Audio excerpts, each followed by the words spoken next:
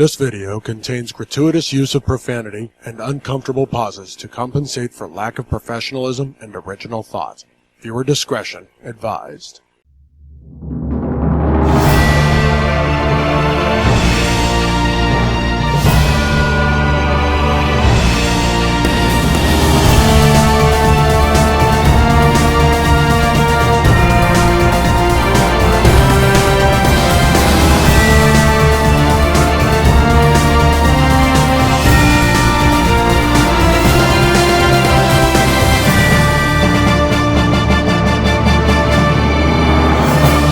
Coming to you live from Camp Crystal Lake, we bring you the Nerdy Manroom show with your hosts, Hassel and Monster. And Monster, man, I'm excited. This is our Friday the 13th edition. It is. We said we were going to do a Friday the 13th theme show, especially considering it's a Halloween month for the Friday the 13th. You don't get that. I mean, yes, you do get it, but it's not as often. Yeah, it's a unicorn. It's not often. So interesting day. My plan is to stay as close to the house as possible. Unlucky day. I don't feel like getting into no shenanigans. No crap I should. Yeah, nothing I shouldn't be involved in.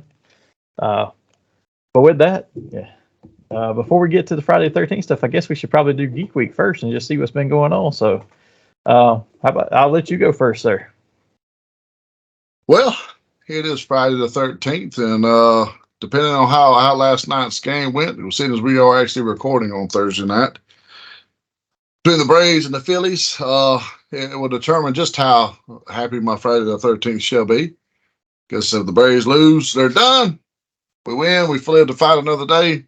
And after Wednesday's night game, like, I hate Bryce Harper more than I even did before. I know you're not a big baseball fan, but did you see the highlights of what the son of a bitch did? No, I haven't seen any of it. So, apparently, some Philadelphia reporter overheard Arcia talking smack about Bryce Harper. Arcia speaks no English, but he supposedly made an in English derogatory comment about Bryce Harper, who's a piece of shit, and I'll say it for him. So Bryce Harper hits a fucking home run, or he hit almost a 3-run home run. That's what it was. And the whole time he's driving the bases, he's staring Arcia down, and then he gets to the damn home plate. Does the Undertaker throat slit, and I'm like, oh, you dirty son of a bitch. Then he hits another home run at his next at bat, stares the man down again. At this point, I was like, because our pitchers were shit last night. They were shit. And we were down, we were getting our ass kicked. We wasn't coming back. I knew we wasn't coming back at this point. I turned it off in the 7th inning. But I was just like, if I was their fucking pitcher, I'd beam that motherfucker with a 100-mile-an-hour fastball. And just let's clear the benches and get everybody fucking sparked the fuck up. Because they're dirty-ass fans. They were sitting there doing the tomahawk chop in Philadelphia. They're fans. They were toning us that fucking bad. So depending on how last night's game goes, or tonight's, however you want to say it, that'll determine some of my Friday the 13th, so to speak. But it is Friday the 13th. I'll have a Jason marathon. Probably watch a little SmackDown. I think Roman Reigns is supposed to be on SmackDown this week. After the way the bloodline's been kind of muddling things up, so to speak, as of late. That'd be kind of interesting to see. Did you see the Tuesday we had the big for the what felt like Monday Night Wars for the first time in 25 years. Yeah. And Tony didn't do so hot. Well, no, and it was also his birthday, wasn't it? I think so. He was taking like personal shots at Shawn Michaels and them. He started off tweeting beforehand about taking shots at him, and then after they lost in the ratings, and they saw the ratings, he was like, well, we'll continue to be in the challenger status, and we'll be glad to be there. And then he took another shot at him afterwards. After that, so he tried to bow out like he was going to be graceful stuff. I was like, you've already started stuff, and then somebody called him out on that, and then he shot back at somebody called him out about Vince could have called you out, said this because he has the power and ability to, and he came back and said something smart back to him, and then people were like, yeah. Yeah, well, he pointed out how the fact that the Undertaker and John Cena had never been on an episode of anything that drew less than 1 million fans before now. So they broke a decades-old record for them. And I was like, dude, they still outdrew you by 300,000 fans. That's It was like you only 600 drew, something to 900. when you only draw just barely over 500,000 fans, and it's Edge's debut match. But I will say now, they come out the gate swinging. It was fun as a wrestling fan to watch it, because I did, I had like AEW on the big screen. I had NXT on the my cell phone. I don't watch NXT. Very rarely do I ever tune into anything NXT. I'll occasionally catch a Braun Breaker match. I think the kid's got a lot of talent. But for the most part, I don't tune into none of their shit because they're overhyped entrances. That's what NXT primarily is. It's like the baller ass entrances, and then you get a good match here or there. But for the most part, it's all the spectacle of the entrance. So if they had to stack the deck like I did, I'd have never tuned in. But boy, do they stack the fucking deck, dude. What they did, and I get why they did it. For one, it was to kind of stick it to Tony because they were going against him the first day, and it's been said publicly that Shawn and Triple H, while they don't dislike Tony, they're like, we don't like losing either, so we want to win. They wanted to make a point. Was what was the comment I read? They wanted to make a point, and damn, did they! Ooh. Well, they made a point that WWE is still the best at what they do. They are WWE, and AEW. I'm sorry, AEW. No matter whether they beat them on their Wednesday Night Wars or whatever, you were still going against the developmental talent. You're still going against the talent who doesn't get to make the main roster yet. Yeah, you're technically supposed to be WWE, AEW, then NXT.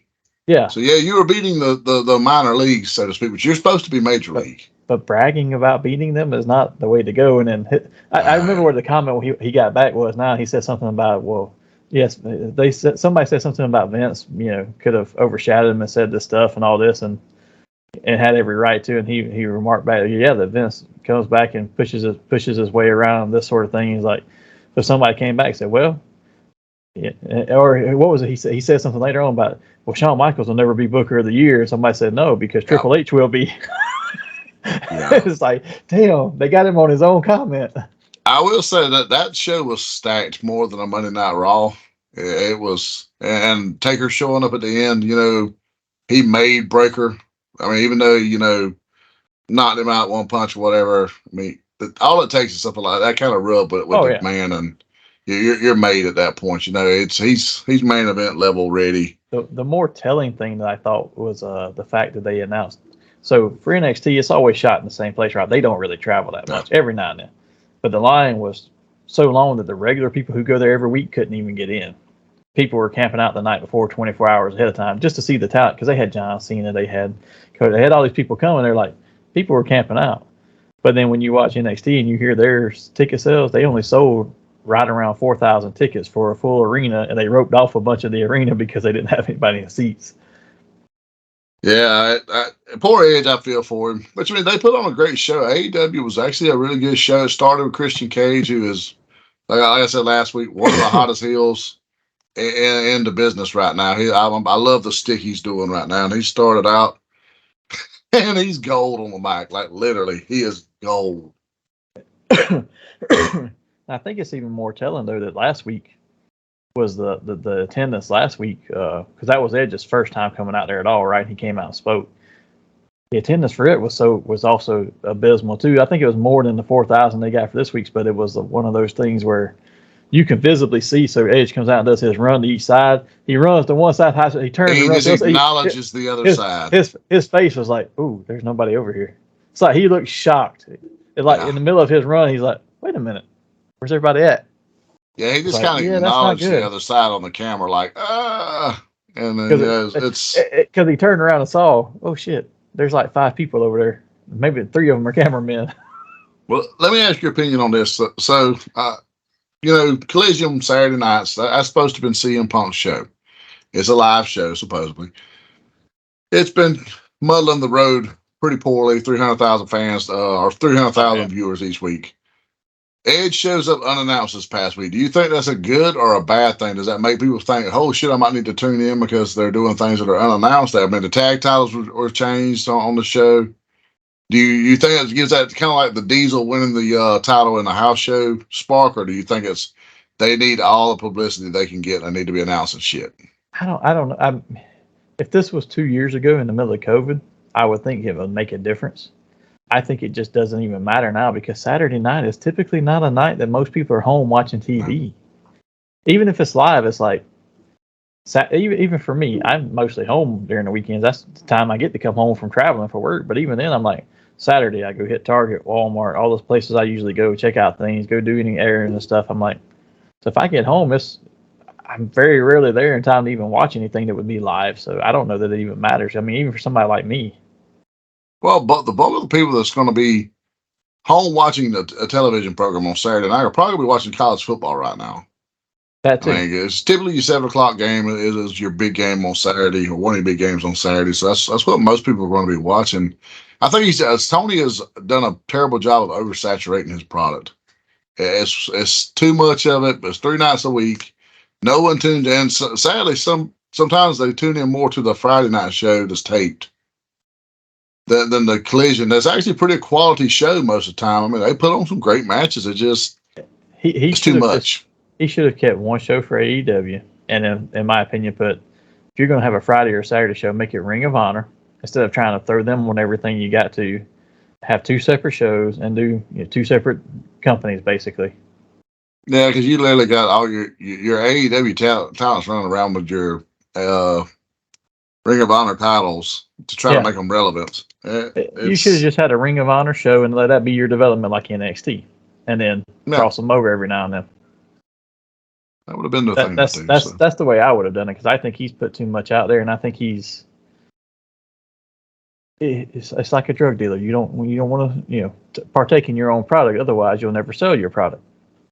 That's his problem. He believes in his own product too much. He really needs to turn the keys of the kingdom over to someone else right now. Kind of like Vince had to do.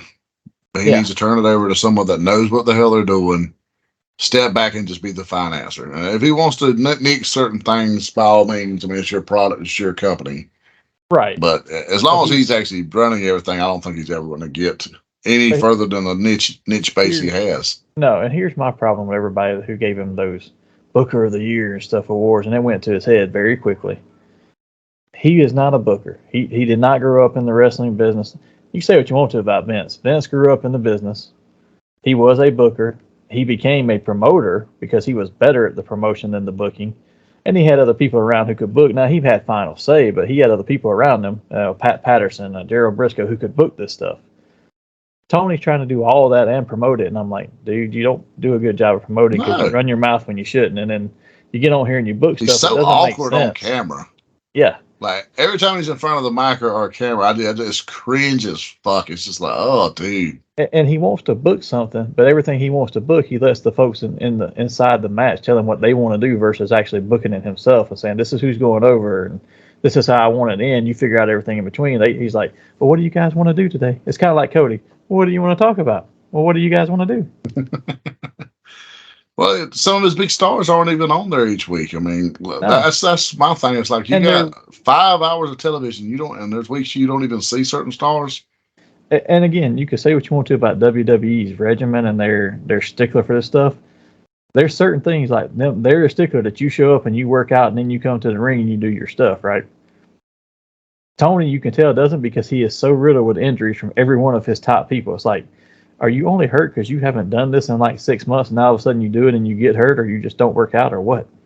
Adam Cole, baby. He stays hurt. Adam, and for what, 2 years, Jericho looked like the overweight soccer mom. Ooh, he was looking rough. Now, I don't know what's worse. That what he had going on for about a year and a half there, or 2 years, however it was, or this deflated body thing he has going now. He's got like some abs again, but like his chest is like a weird combination of this like deflated ball and Ric Flair. Yeah. It's just like, what do you got going on here, buddy? This is El Libre.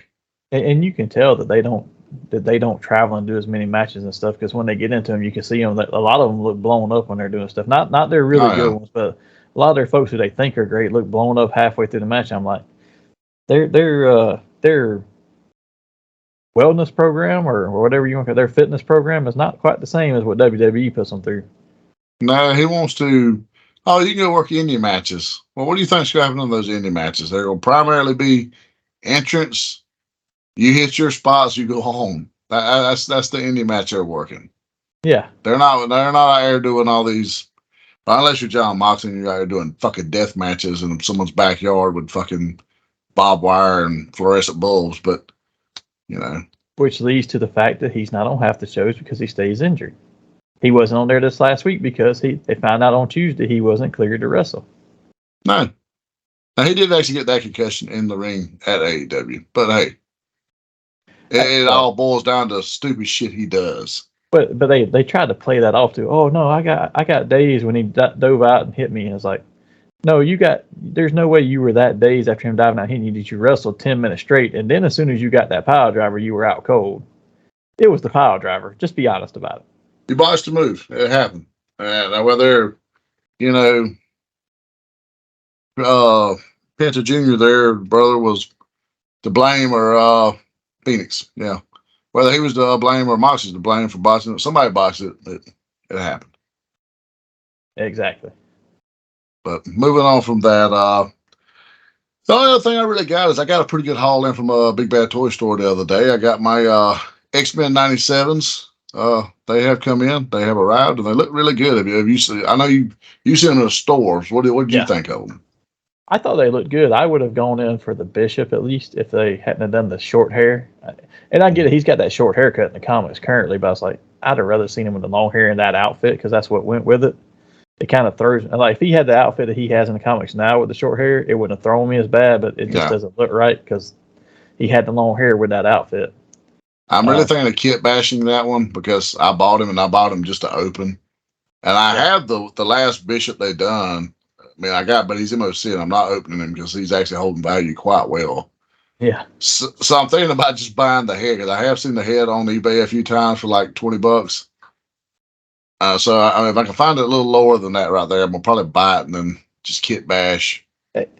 He looked like he was a really good figure overall. The rest of them looked decent, but the Magneto looked really good. The rest of them just looked kind of decent, but at the same time, they look like they're just repaints of what they've already released with maybe new head sculpts. Gambit and Rogue. They were.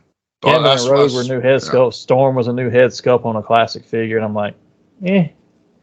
I didn't go in for Gambit or Rogue because they're basically just a retro figure with a little more anime looking look to them, I guess. I missed out on that retro card Tiger Stripe Wolverine, so I did go in for that.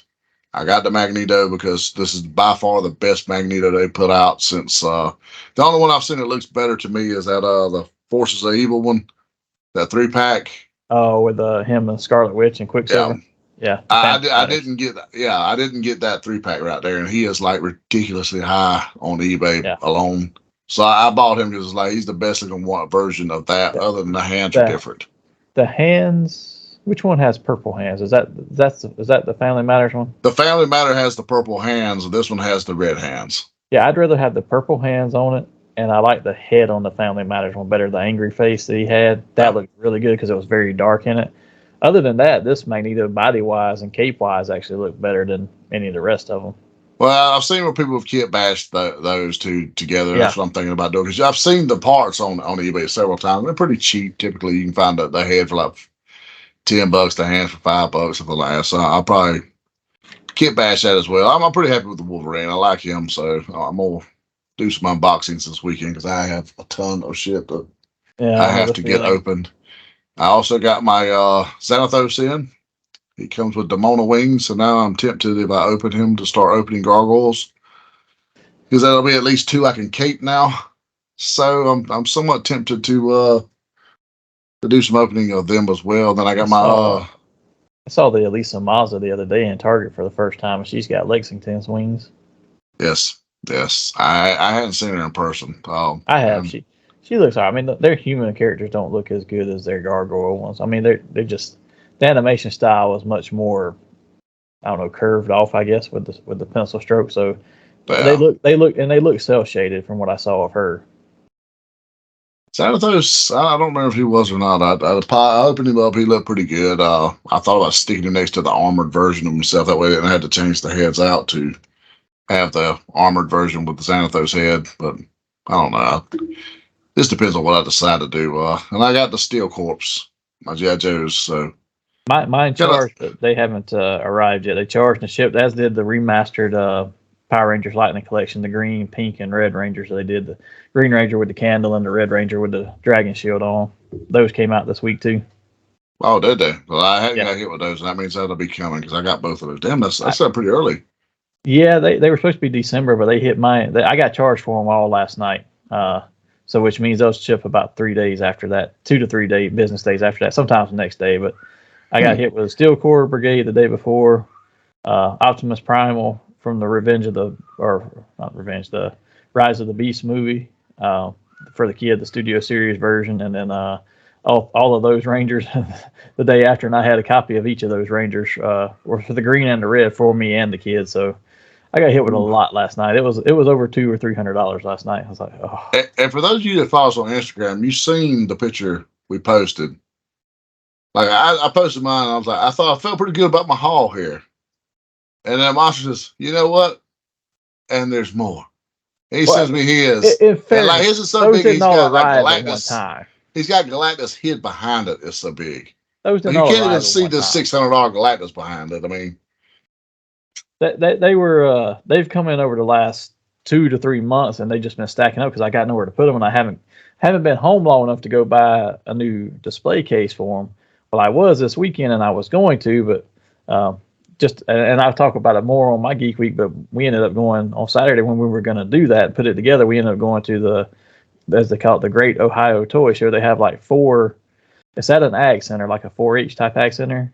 So you got these big buildings that are usually housing animals. It's like, here's the sheep one, or here's the bird one, or whatever. These 4 huge buildings, they're full. All 4 buildings were full of vendors selling toys. So I was like, we're going to go there. So we got there. It started at like 9 and closed at 4. We got there about 11, and we didn't leave until 5 minutes till it was closing. Wow. Just to make it through everything. So basically, folks, when I compared my picture to him, it's kind of like if you've ever had that girlfriend, and then you hear about an ex that she had that was packing, and then she tells you, "But you're just right for me." It was that. So yeah, but that rounds out my Geek Week, with the exception of we went down to Tampa this past weekend, done a few scare houses and things, and I did hit Coliseum of Comics while I was there. I always like checking those out. I hadn't been to the Tampa location. That was the first time I'd been to it. I will say their Orlando branch is far nicer. Tampa was a little, it had a lot of gaming stuff. I mean, they were really gaming. So it was still a nice place. They had a huge Hulk on the inside. And it was pretty cool. But if you get a chance to get to the Orlando branch, I'd recommend that one highly.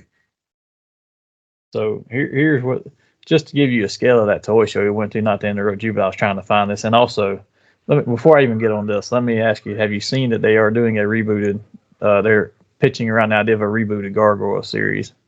I have not. I've heard that they're trying to get something off the ground as far as like maybe starting it back up. But I shouldn't even call it a reboot because they're talking about picking up where they left off. Yeah. Kind of like the comic did, I guess, is what I was to understand. Yes. So this toy show we went to, the next one that they're having is in March, because they do it twice a year, once in March usually and once in October typically. The March one for next year is already set up. They have 700 plus dealers, and they're going to be up into 6 buildings this March. Wow. Yeah. So that's about the size of where we were at. And it's small, but it's one of those things where it's like a local type thing, but it's also extremely busy. And if you want to, there was a lot of people there who were like willing to deal, like, yeah, it's got this price, I'll take it for this or this sort of thing. And some of them were cash only, some of them were credit card stuff because they've gone most of that way. So yeah, you should come up and visit one of those. You'd have fun. That is the fun part of going to cons, trying to just, for lack of a better word, chew them down a little bit. Like you feel like you've accomplished something. You know what I'm saying? Like you go in there and it's like, what you got on that right there, buddy? They hit you, $45. Man, would you take 35? I done seen it 2 blocks down for 40. What you got? And yeah, especially coming that last day, you've got them at that point because they're not want to pay that shit up. And these are 1-day shows, so you get into the last hour or so, and they're like, "I'll do it for this," because they're like, "We don't have to pack it back up," because they're not coming back the next day anyway. But that was the best advice I got from a wise man at my first convention. And Monster was this wise man. He's like, I'm just like, I'm in there buying shit the first couple of booths, and he's like, "Ooh, pace yourself, go around." Make you stick at lap, and then you start buying shit. And I was like, "Yeah, well, why?" And because I'm pretty young. It's my first convention, And then I realized it because you start seeing the same shit Yeah. in different booths, and it's like, hey, bro, you like $10 cheaper than that motherfucker I just paid down there. And so, yeah, it was a valuable lesson the old monster taught me. I will walk 90% of it. And if I start seeing stuff that's a decent price, no matter what, I might go ahead and buy it. But for the most part, I walk the whole place and then I go back. I'm like, remember this one, and I go back to those spots. Especially when me and the kid go, I'm like, remember in building 2, we saw this, this, and this, and we'll go back to building 2 and just hit those spots where they were. And he'll remember them just like I will. But it's one of those things that, like, we walked around this show, and I guess are you actually done? I should have asked, are you done with your Geek Week, or did you have more? I'm done, man. So we're walking around this show, just for this one, for instance, and the big thing I keep seeing, I'm expecting to see more G.I. Joe because that's what's flying off the shelves on most of the orders and stuff, and they're the ones showing out. But what I'm seeing more of, I saw a lot of that, but what I'm seeing more of is mask. There's a lot of folks with just the mask toys sitting there. Some of them, and let's be honest, they're very pricey for mask toys, no matter what. They're not very readily available. So I found this one vendor in the first building we go into. He's got them in a baggie, and he's got this big tote, and he's inside the baggies. There's different vehicles with their driver and their helmet if they had it, or if they're missing any pieces. It tells you on the sticker on the outside and the price. And I see a Thunderhawk, $80. It's not terrible because I've seen it worse, but it's missing one of the slide panels that comes out of the door wings, and everything else is there other than that. And some of the stickers are wore off. He's got another one in the tub for 110, fully complete. Just some of the stickers are worn. Okay, not bad. Walk a little while later, and I find another one that's like 125. I see another one's 150. So we're looking all around, seeing them. I'm like, remember, we'll go back to building 1 and check that out again before we leave. And but I saw a lot of masks no matter where we went to. Like every booth had a masked vehicle or two. A couple of other things I saw that I don't normally see, street sharks. And I've seen that there's kind of a resurgence of people getting those because now they're kind of retro. And couple of vendors had those, but only one vendor I saw actually had the one called Moby Lick, who was supposed to be a whale that had this tongue that would move and all. Very, very much one that got made fun of. But yeah, I would imagine it's an extremely pricey one to find. And I found one booth, and he's got one with the paint all worn and scratched up, like $30. But you can't find one in perfect condition for less than a few $100. I'm like, geez. So just walking around looking at stuff like that, and the only thing I think I bought right away was I picked up a Crimson Guard retro card for you because I found one with a perfect back card back and all. And guy was like $28 for it, and he kind of laughed because when I asked him, I was like, "Well, how much is it?" He's like, "Oh, that's the last one I've got, $28." And I was like, "Okay, I'm texting a friend to see if he needs it or won't." Said, "I'll be back in a minute if he does." He's like, "Oh, okay." And he kind of like, "Yeah, you're not coming back." I guess he thought I thought it was overpriced, but I was like, "No, I'm just waiting on a text, dude. But I ain't gonna stand here." Yeah. So we walk around, and I did find another person with 2 more Crimson Guard with perfect card backs, and they were like 30 a piece. So I was like, I bought them for $2 cheaper earlier. If I'd have waited, it would have been with $2 more, but no biggie. But yeah, we walked around, looked at a lot of stuff. I didn't buy a ton for myself. Actually, the only thing I picked up was after the fact because right near the folks who sponsored that own a consignment flea market mall. And the only thing in their little flea market store is different toy vendors from the Cincinnati, Ohio area. They set up little booths in there and they sell for them, and they take a portion of it and give them a portion back or whatever. So we said we're only like 5 minutes away from it where we're at this fairground, so we're going to go over there and check that out too. And I ended up picking up the Condor motorcycle. I had to think of the name of it. Condor from Mass, the green motorcycle that turned into a helicopter. I was had it in perfect condition jealous of that. With Brad Turner. The helmet's a little like, you could tell it's worn and old because the helmets get a little sticky on them, like gooey. They don't melt or anything, but they feel sticky. They have this tackiness to them. Yes. After a certain I could think of the word for that. Yeah, so I bought him for $40, which wasn't bad at all. Right. I didn't. Everything else we bought was stuff the kid wanted because his birthday is this month, and like he found a bunch of the My Hero Academia anime show figures and all that he's been collecting, and he's like, so there's a lot of them. He's like, can we get one or two of them? So I ended up just buying the whole row the guy had of them. I was like, which ones do you need or want? And he separated them out into 2 little sections. I was like, which ones? He's like this. And I was like, we'll get those. And the guy was like, that one's 30, 20. He's like, you know what? He said, all together, just do 150 for him. I was like, okay.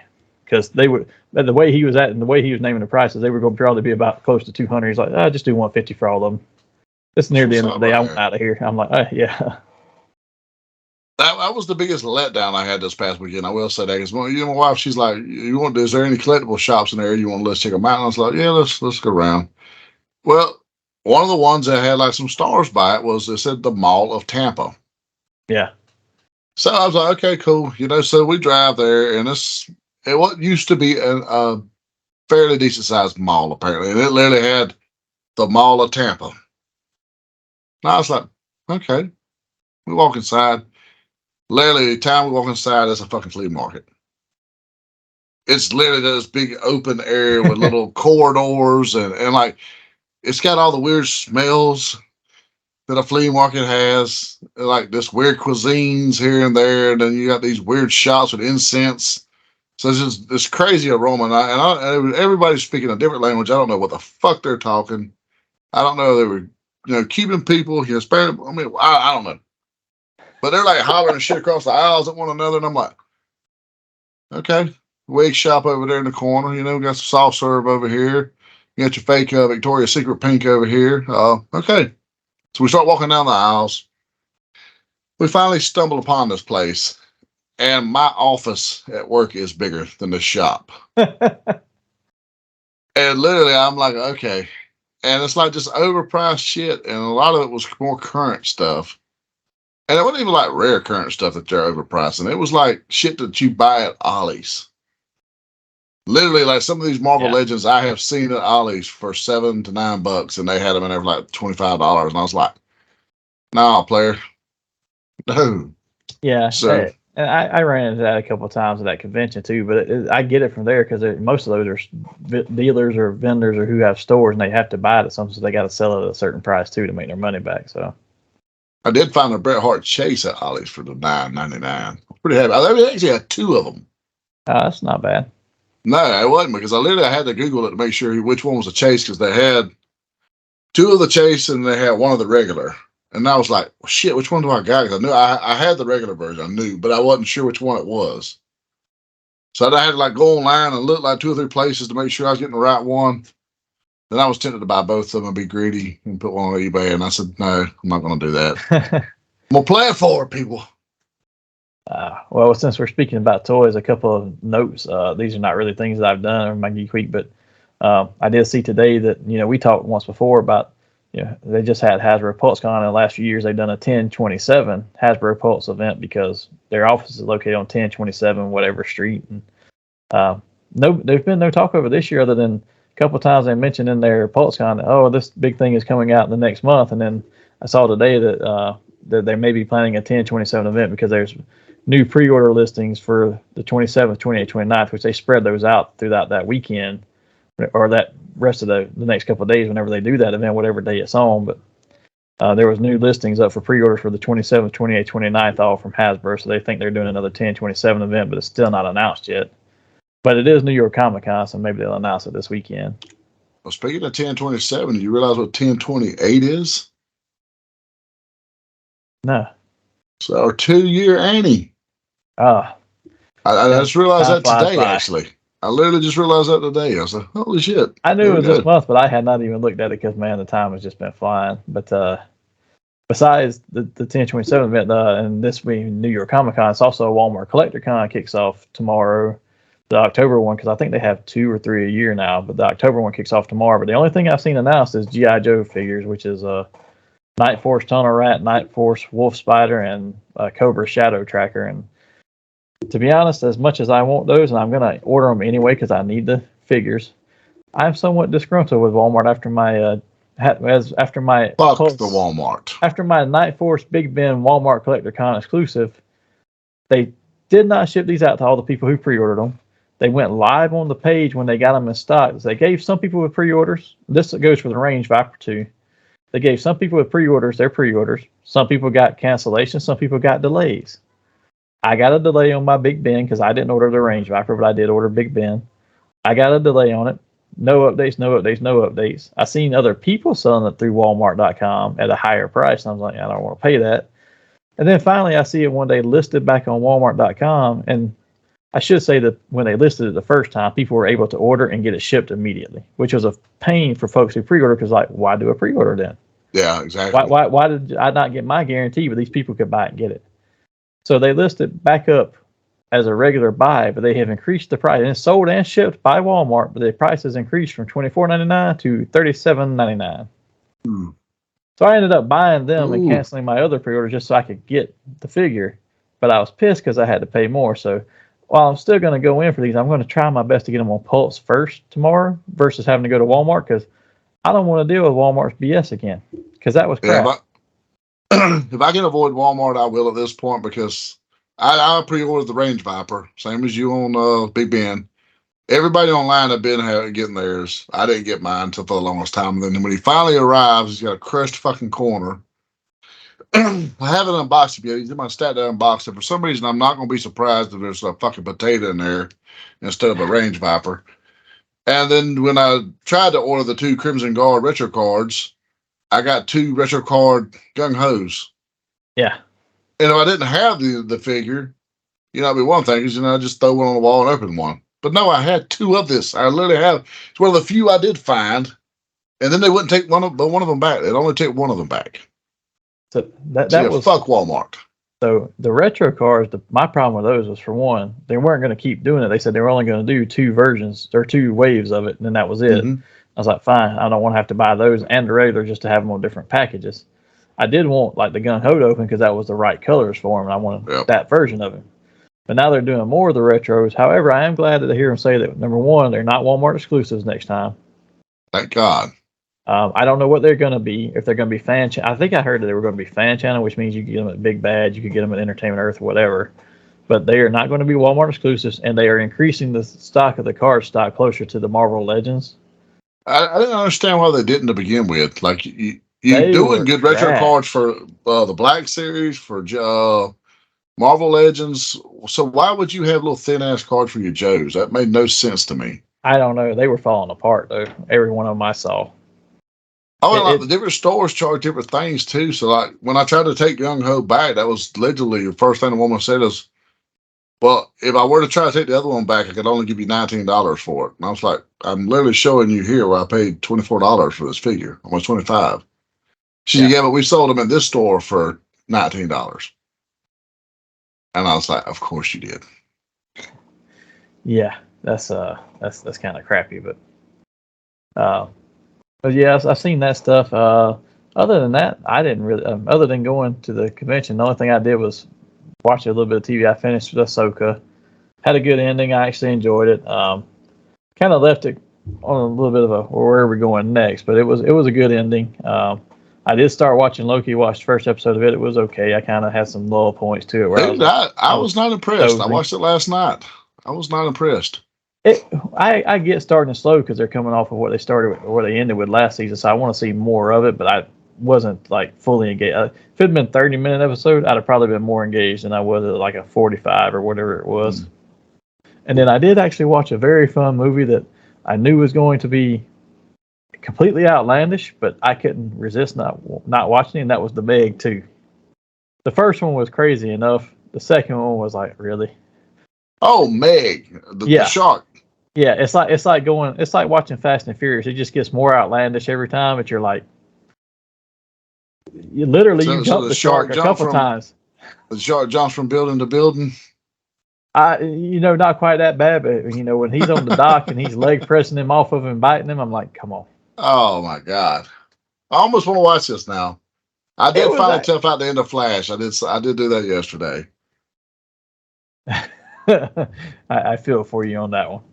Yeah. The Meg was more entertaining than the Flash, because even as goofy as it was and unbelievable, it was like, at least Jason Statham's got a good comment every now and then. I couldn't even give that to the Flash.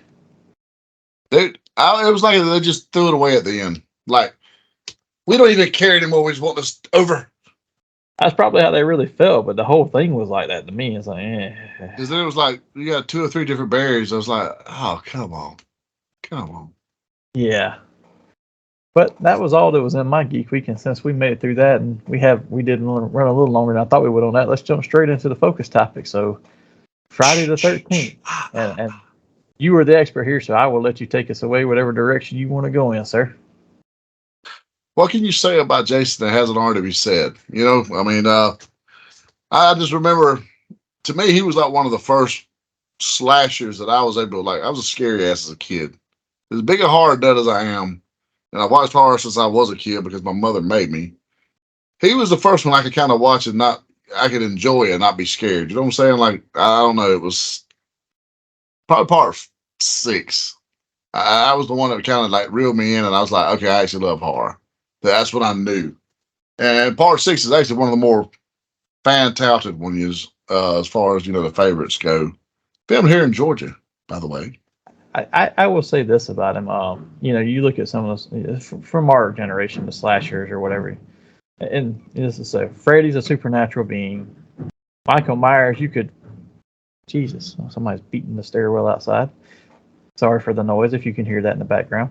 But Michael Myers was you could injure him, you could slow him down, you could do something. Now he'd get up and keep coming, but you could cause damage, and he was human. You could possibly escape. Yes, Jason was just like a force of nature. He just kept on no matter what. Yeah, he wasn't even teleport and his scariness wasn't that like, oh, he's scary like Freddy can do all these things. It's just that he would just show up and just keep coming, and you could not get away from him because he don't run or anything. It's just like he's just there. He's just gonna keep coming.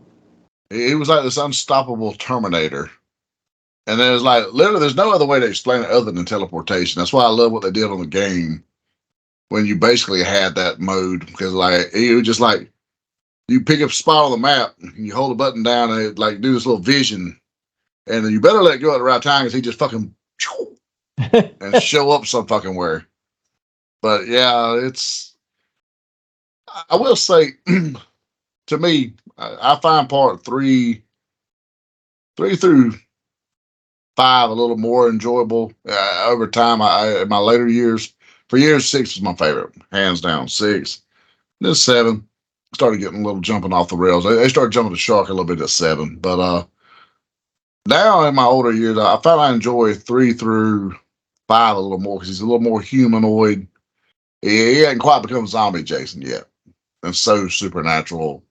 You still feel like you got a chance, because they can bash him over the damn head with something. He'll at least fall down for a minute, and they run a 20 foot or so before it pops back up and fucks him up. But you got that chance, that window of time there. So you're talking about those being your favorite.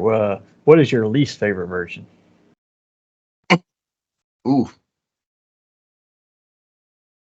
My least favorite version will be part 2, Crocker Sack Jason. But I will say I'd like that movie better than Jason Goes to Hell any day of the week.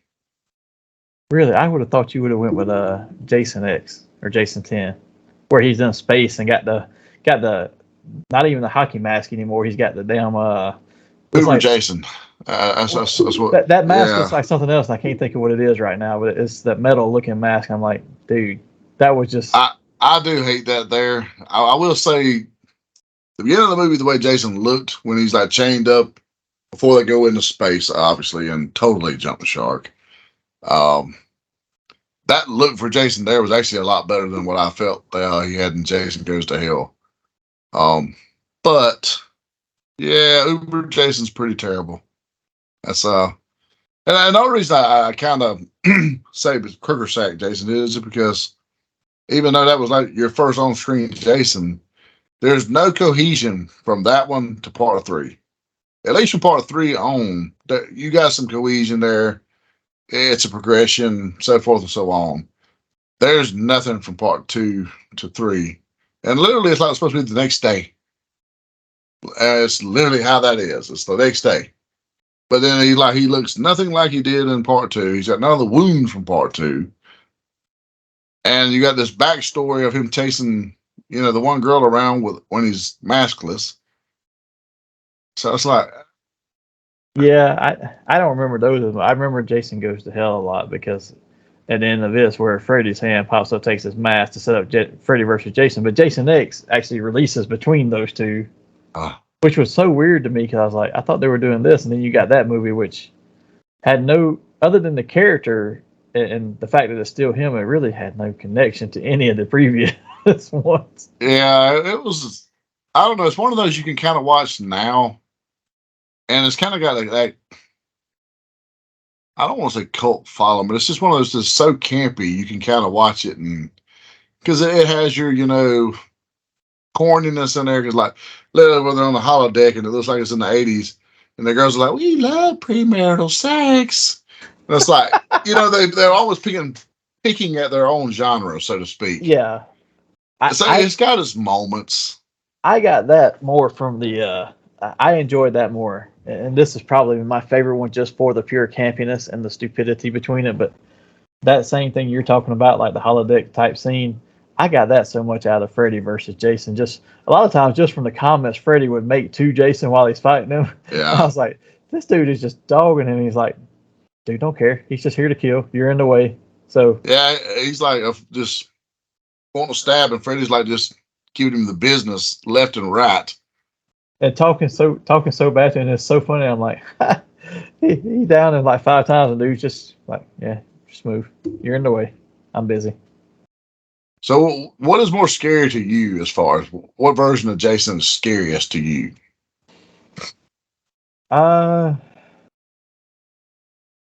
don't probably out of the first. I don't know. Maybe his characterization out of the first 2 to 3 movies, because he's more of a. It's like there's not a lot of explanation other than okay, here he is. Yeah. So it's kind of like okay, there's so much mystery to, like yes, they give an origin story, but there's still so much mystery to how he's able to come back and why he is the way he is and all that stuff. And it's not like it's supernatural, but at the same time, it's like is he really supernatural or not, or is he just did he survive this and he's just on a killing spree? But he doesn't stop no matter what you do. That was scarier to me than anything later, because anything later starts to become a little more campy, I think, as you go along. Yeah, once he becomes a zombie, it's very much when he's like Michael Myers. Like, why is this guy still going?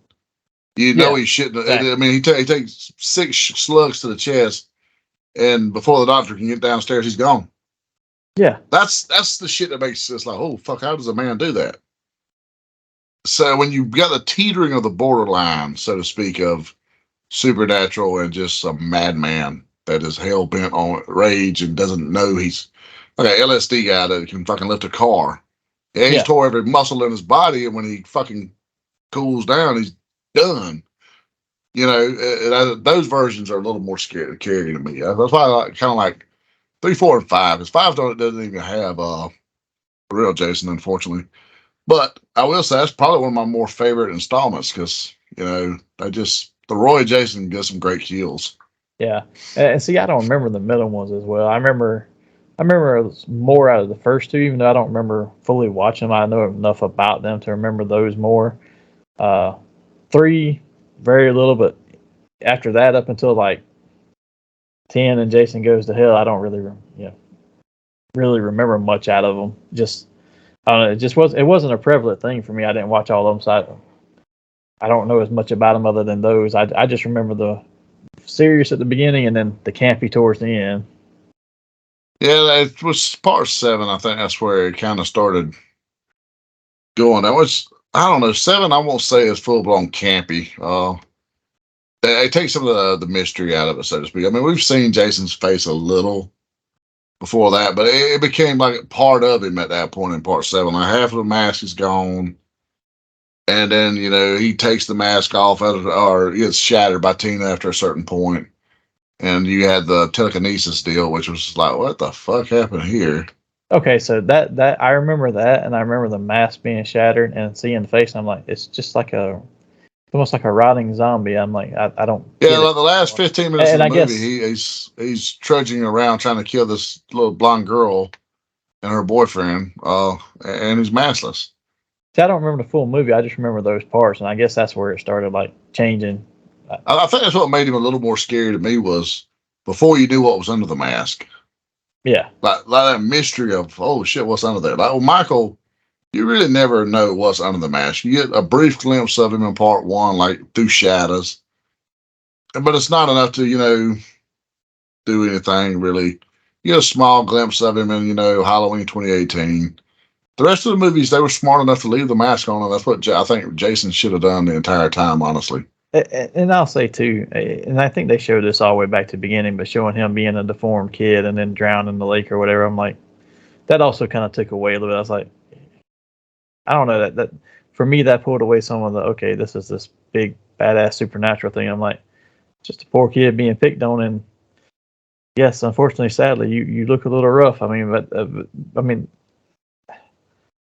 I don't know. I don't know. I guess that just pulls away from him being this creature to me. I'm like, now I want to feel slightly sympathetic. He's sympathetic. I mean, he's basically the Down syndrome kid who was bullied till he perished because he couldn't swim, and it comes out back a supernatural badass.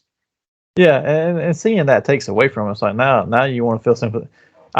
Sometimes I get it from some villains. You want some sympathy towards them, like especially like if they're a villain in a story or a comic or whatever, and it's like, okay, you're the bad guy, but you still think you're the good guy and you're doing the right thing because of how you were treated.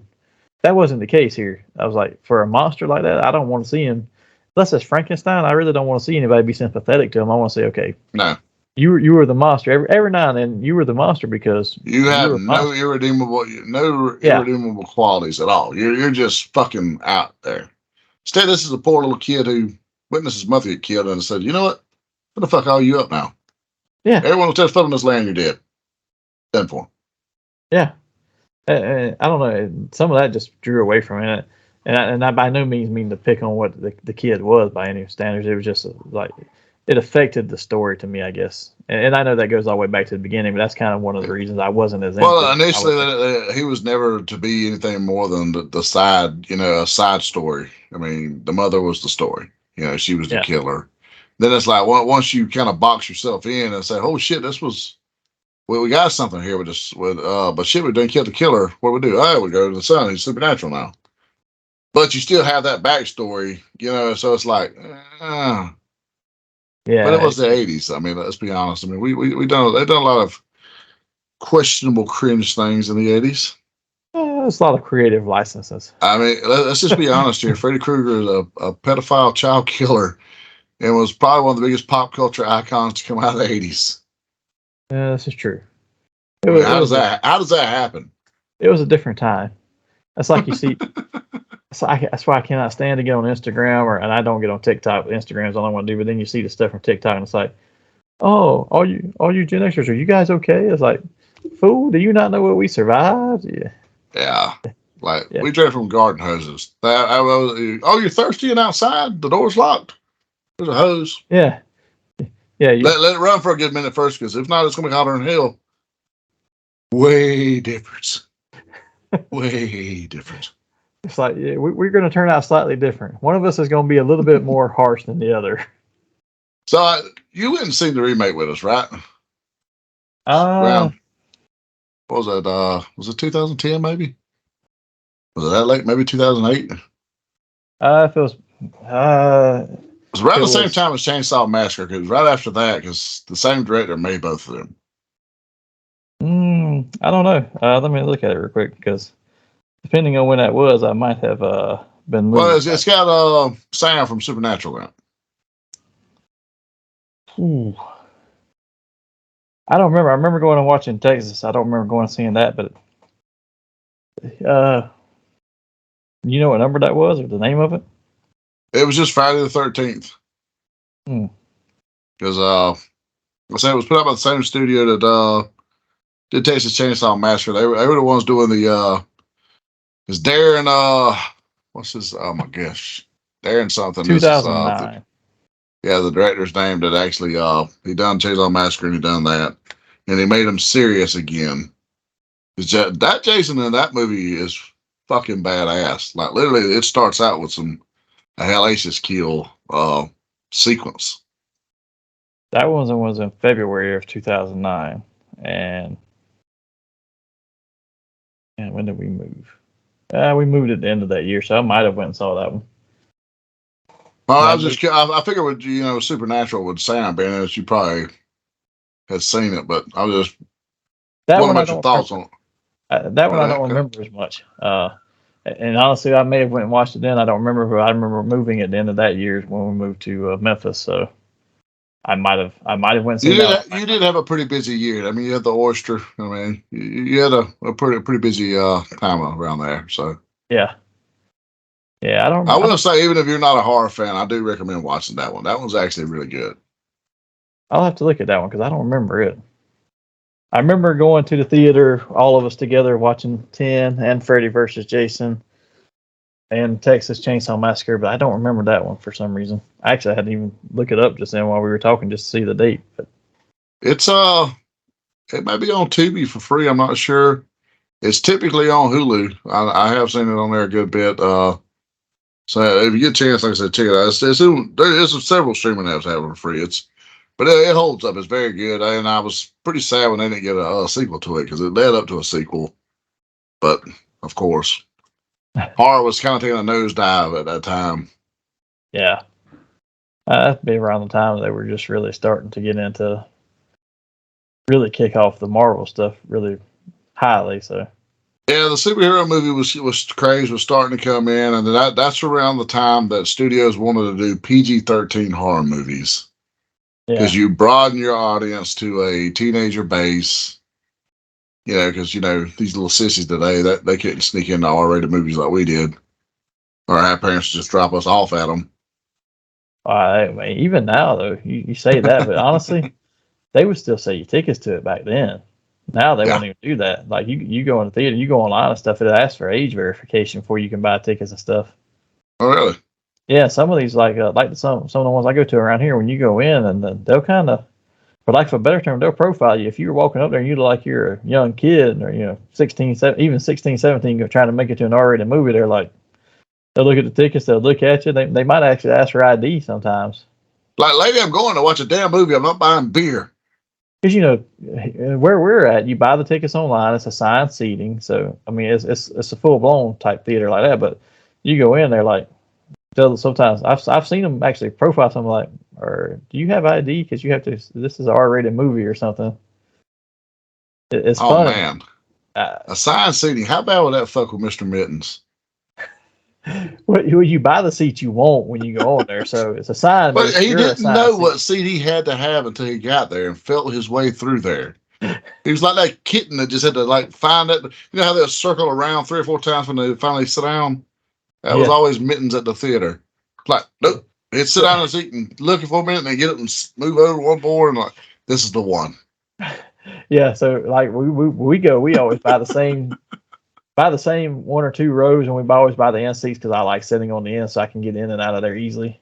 But the best one I ever went to, Mr. Mittens, a quick side story.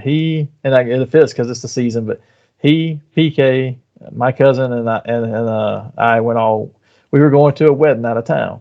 And it was the weekend that Resident Evil, the first one, with Mila Jovovich, released. We're like, we're going to go see it. We were in the Atlanta area, and we went to Atlanta Theater to see it. So we go in there and we sit down, and first of all, we're having trouble finding 4 seats. And the one spot we find 4 seats, he can't stand it because he can't see. So we go to another spot. It's like, well, there's only 3 seats here. He's like, that's okay. I found a spot down there. He goes off by himself and sits by himself to watch this movie. And the other three of us are sitting somewhere completely, like he's down in the first 2 or 3 rows and we're up in like the last couple. I'm not even surprised. It just has Mittens wrote all over it. And I don't mind sitting there by myself and watching a movie because I've gone to the movies by myself plenty of times. Whether the kid was out of town and there was nothing else going on, I'm like, I'm going to go to the movies.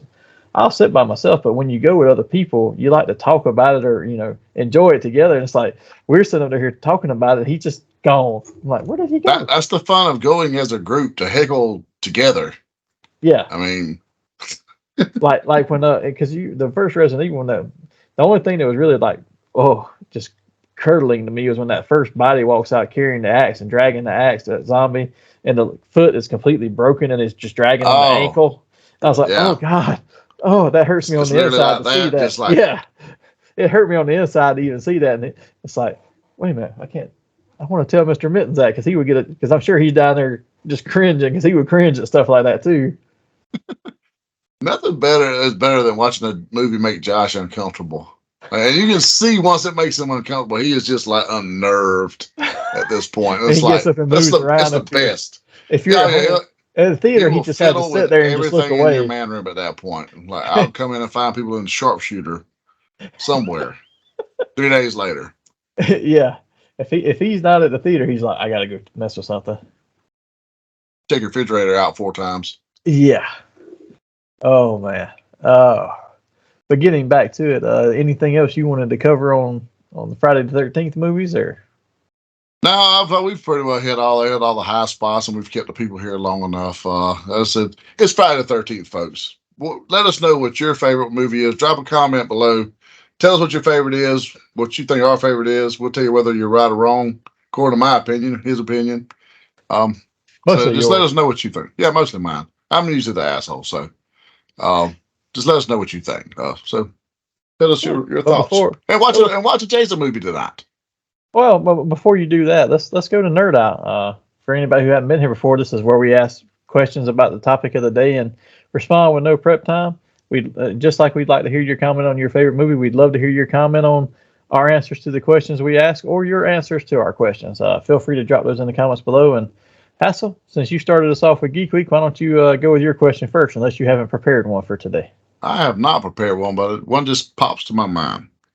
So we got Freddy versus Jason. For good or bad, we got it. So, what other supernatural creature or villain would you like to see Jason go against, and which version of Jason would you have him go against? Ooh, man, supernatural wise, and it's not even there's not even any supernatural. I'd just like to see the slowest slow-mo movie ever made, Jason versus Michael. Start them off in two different areas, and they got to walk towards each other and fight. Holy shit, that would be something. The 4 hour long. It's like the Justice League movie. It was 4 hours long. If you take out all the slow mo, it was 3 hours. The Snyder Cut, Jason versus. I would like to see, because they're the two that remind me the most of being like just a constant force coming at you. And I know you can hurt Michael somewhat because he's not supernatural, but still, I'd like to see those two. Now, if you ask me if anything else besides supernatural, Jason X versus Terminator would be an interesting one. Yeah, that would be pretty interesting right there. That would definitely not be three, as Randall will say, 3 movies of walking. it would that would be a nonstop. Throw John Wick in the middle, maybe. that could be. Speaking of Continental, it was only 3 episodes long, but each one was an hour and a half. Still too much. I still haven't finished it. 4.5 hours. Wow. I tried to turn it on to finish it yesterday, and for whatever reason, Peacock froze up, so I canceled out, closed everything out. It's just like a computer sometimes, right? Just kill the hard drive, start it back up. Did it again, got through the opening credits, and froze again. I was like, nope, that's enough for today. Not today. Not today. But back to your question, who would you like to see? Oh, I think it would be fun to have Jason versus Leatherface. But it would have to be set in Leatherface environment. Yeah. Somehow or another, Jason just is there. I don't know, we don't even have to explain it. But I would probably have Part 3 Jason. Because that version of Jason was semi-mobile. He had a little quickness to him. He wasn't running, but he would kind of do a brisk jog, get after you. And he was monster enough, but human enough to where I think him and Leatherface could have a good go at it. And I can see like maybe him getting pissed off because the family stole some of his kills, and then he starts killing some of the family, and then leading up to him and Leatherface. So let me throw another one at you that has nothing to do with Jason, but since we are on the subject, because I don't know why, but all of a sudden it popped in my head a crossover one I would have liked to see. I guess maybe because you mentioned Freddy versus Jason first, but how interesting would it be to see Freddy versus Pinhead? Dude, that has been one that has, for years, I don't know how that did not get made. That would be fucking gold. Like, somehow or another, Freddy stumbled into the labyrinth, the Leviathan, or whatever you call it, version of hell that Pinhead is, and ooh.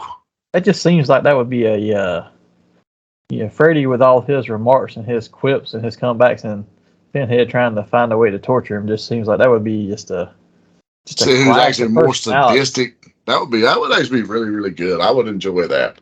Someone wants to make an anime of that. We're down for it. That would be interesting. For me, my question this week for you. So you went the supernatural route, so I'm going to go similar vein but slightly different. Barring supernatural character, powerful characters like, no Ghost Rider, Doctor Strange, or anything like that, what other fictional character do you think would have the ability to actually stop or even deter Jason in his tracks?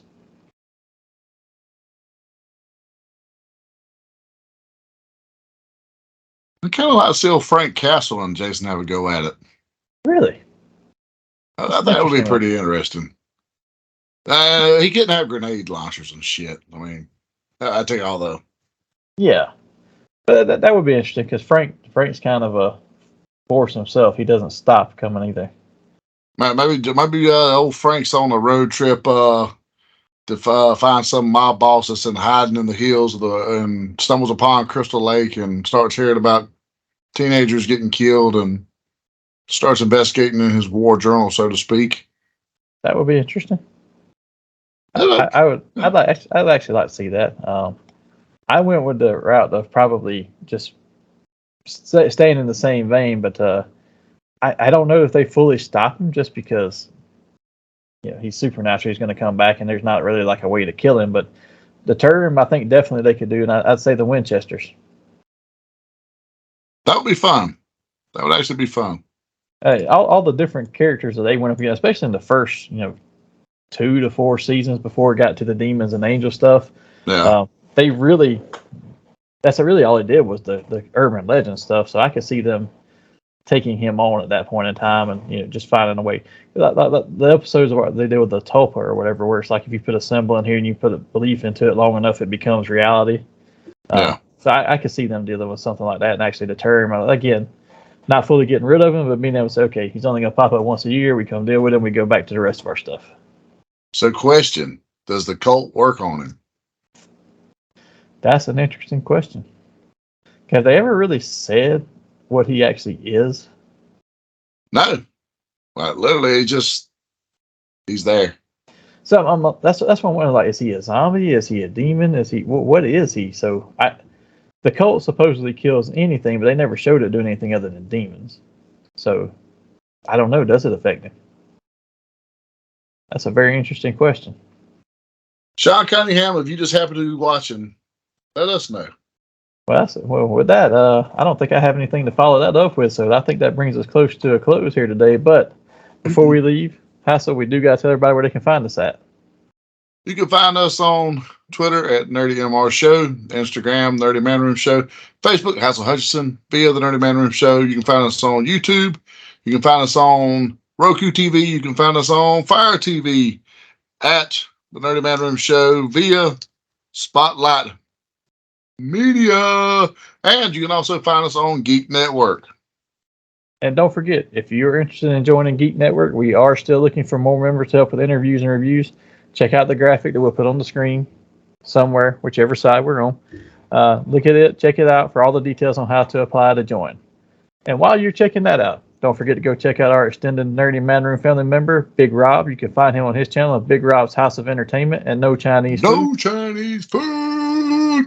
Where I see he's back to reviewing the Canon films again, and I think he's on number 3 or 4 at this point. Week. Yeah, he did. I haven't got a chance to watch it, but I got to check that one out.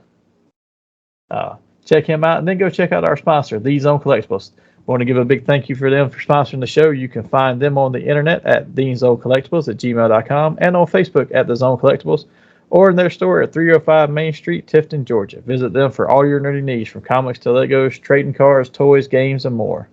Help them support the local artist community by supporting their cause of bringing unity through community. Fandoms unite. And before we get fully out of here, at the end of the credits, make sure you stick around through the credits. You can check out some of our special shout-outs to some of our good friends and some of our extended Geek Network family members. Their details will be in the credits. And after all that, join us here next time. We're going to do a special Halloween villains episode. We're going to talk about the top 7 most vile and evil villains in comics or fiction anywhere. Until then, live nerdy and avoid the lake at the summer camps.